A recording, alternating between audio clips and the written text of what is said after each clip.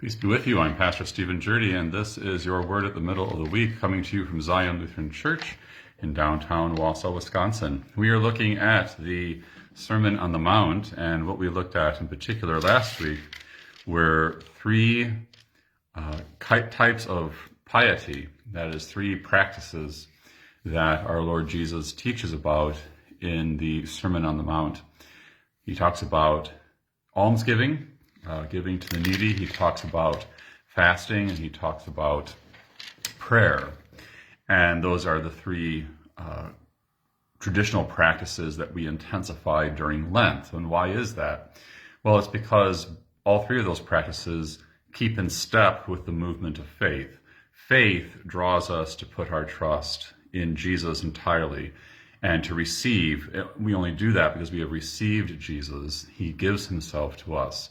And by that giving of himself to us, and we're in sacrament, he creates that faith, draws us out of ourselves.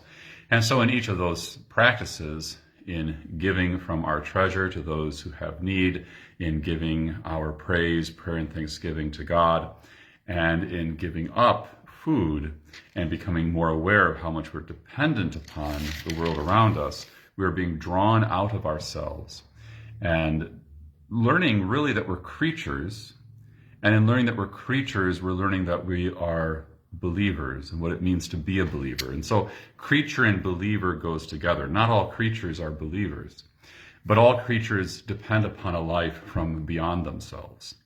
And what faith is doing is restoring us to that creatureliness by restoring us to our Creator and to the true source of life.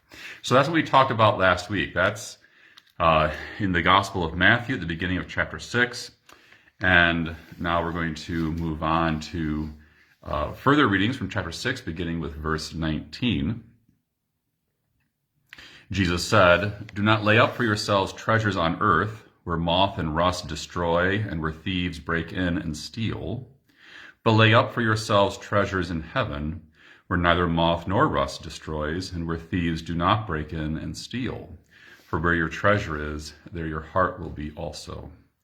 The eye is the lamp of the body, so if your eye is healthy, your whole body will be full of light. But if your eye is bad, your whole body will be full of darkness. If then the light in you is darkness, how great is the darkness? No one can serve two masters, for either he will hate the one and love the other, or he will be devoted to the one and despise the other. You cannot serve both God and mammon." Now your translation there might say money. I use the older one of mammon, which has a slightly broader connotation of not just cash, but sort of material wealth. You cannot serve both God and material wealth. And then from that passage, he goes into this beautiful exhortation to not be anxious, which we'll get to. But let's just look at verses 19 through 24. So clearly, this passage is held together by references to treasure at the beginning and material wealth at the end. That's not to say that the whole thing is about material wealth. It's not, narrowly speaking, only a stewardship text. But it does have something to say to us about that, especially following upon these three practices that, again, draw us out of ourselves, are really practices about emptying as faith empties us of our own righteousness and gives us only the righteousness of Christ. Here we see there's not only a connection between being a creature and a believer, but also being a creature and a believer and Christ. Christ, who's uncreated, yet who becomes flesh of the Virgin Mary. Christ, who did not perceive equality with God as something to be grasped, but emptied himself, taking on the form of a servant. So this emptying is all part of the Christian life. That connects all the way back to the very beginning of the Sermon on the Mount, where we had Jesus say, "Blessed are the poor in spirit. Blessed are those who mourn. Blessed are the meek. Blessed are those who hunger and thirst. Blessed are the merciful, the pure in heart, the peacemakers, the persecuted." These are all people who are kind of losing their share in the world, you might say. Excuse me, who are being emptied of things.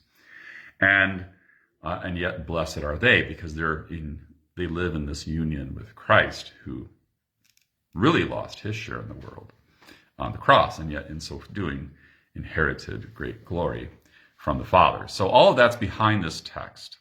Do not lay up for yourselves treasures on earth where moth and rust destroy and where thieves break in and steal. Now there, let's talk about emptying, having, and losing. There he's saying, don't lay up treasures for yourself that are all about keeping. Because the treasures you're trying to keep, the treasures you're trying to have, are actually the ones you're going to end up losing. Behind this passage is the kind of statement Jesus would make frequently: the first shall be last, the last shall be first, because those who lose their life, that shall gain it. Those kind of statements. This is almost a reiteration of those in a way, or an introduction of those. Do not lay up for yourself a treasure you can keep, because that's the one you're really going to lose. You're going to lose it to moth and rust and theft. Which, it's not only that you'll lose it, it's that there's the anxiety, there's the perpetual anxiety of losing it, right? When you have a treasure like that, it must be preserved. It must be kept. And so there's going to be an anxiety to keeping that kind of treasure always. We feel that in our life. When we are feeling it, it's a good time to pause, remember we live by faith, and to let that faith deal with that anxiety for us. But we do feel that because we're always dealing with various kinds of material wealth that we're always in danger of losing. And then he goes on to say, but lay up for yourselves treasures in heaven, where neither moth nor rust destroys, and where thieves do not break in and steal. For where your treasure is, there your heart will be also. Lay up for yourselves treasures in heaven. What does he mean? Well, see, that follows upon his statements at the beginning of chapter 6, where he says, pray to your Father in secret, and your Father who sees in secret will reward you in secret, right? When you give money to the poor, do not let your left hand know what your right hand's doing. Your Father who sees in secret will reward you. And so what he's talking about there is this sort of secret, the kingdom of heaven, which is among us, which is unseen. There's a secrecy to it. Not that it's something that we guard with secret vows necessarily. I mean, it's very public what the kingdom is, but it's hidden in that sense. And so the rewards are hidden, and the treasures also that we lay up there are hidden. It has nothing to do with that material wealth. It has to do with faith and the fruit of faith that leads us to use that wealth in a certain way and for certain purposes. And so when he says, where your treasure is, there your heart will be also, he reminds us that our hearts do get attached to our treasures. Our hearts are valuing, it's not necessarily this fleshy heart, but that whole sense of value that we carry with us. We think of that as our heart. Where the things that you value are laid, there your heart will be, there your life will be, there your primary commitment will be.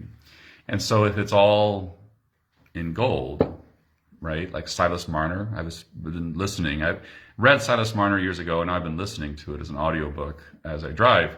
It's a really well-written book, just so well-written. I'd forgotten how well-written Silas Marner by George Eliot, which is actually a nom de plume of a female author, but that's the name she went by in the publishing world.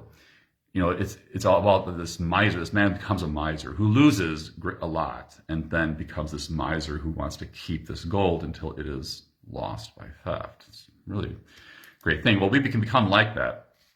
That's where our heart, our life will be. And so Silas Marner, the character in the book, he's just, in the evening, the way he entertains himself is he takes out his gold, his silver, and he just runs his hands through it and looks at it, and that becomes his joy, his life. Well, so it will be for us also.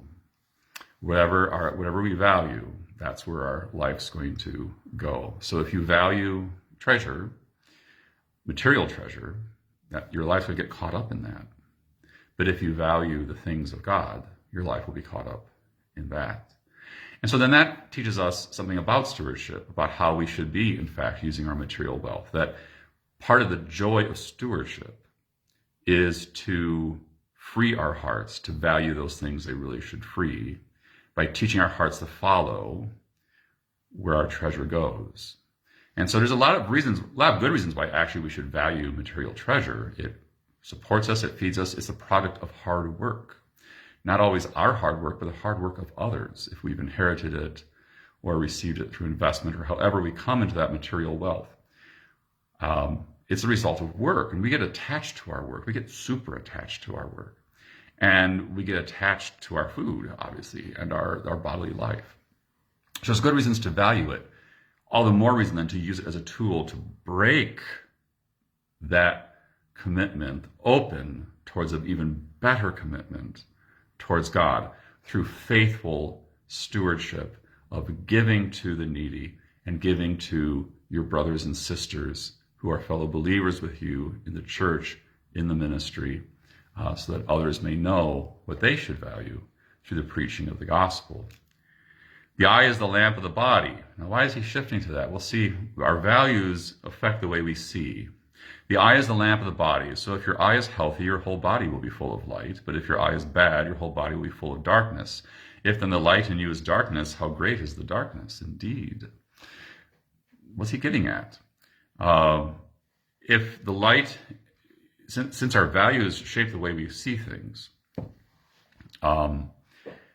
it really, and then if we're seeing the wrong things, if our eyes are set on the wrong things, we maybe see something, but it's actually darkness in us.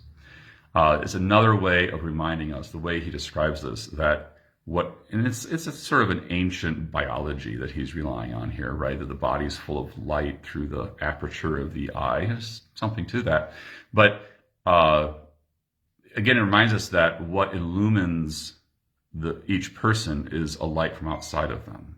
And so if you're looking at the wrong light outside of you, it's going to be darkness on the inside of you. And how great is that darkness? Indeed, if it isn't the light of Christ. No one can serve two masters. Which light are we looking at? What treasure are we valuing? No one can serve two masters, for either he will hate the one and love the other, or he will be devoted to the one and despise the other. You cannot serve God and money. Why does the church always talk about money so much? Well, actually, the church doesn't talk about money so much. But it's possible that we care about money so much that whenever the church does talk about it, it feels like it's talking about it a lot.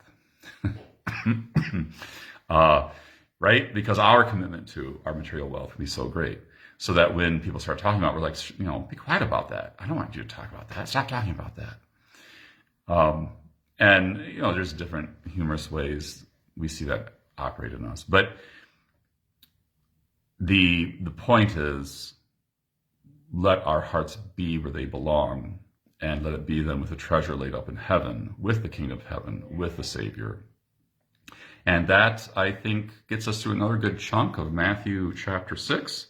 So we'll pause there, and then we'll take up where this leads us, which is to this beautiful exhortation to not be anxious, because that's what he's ultimately getting at through all of this. He is securing our hearts, he's securing our conscience, he's securing our faith in those things that are most true and dependable. And that's your word at the middle of the week. The Lord's peace be with you.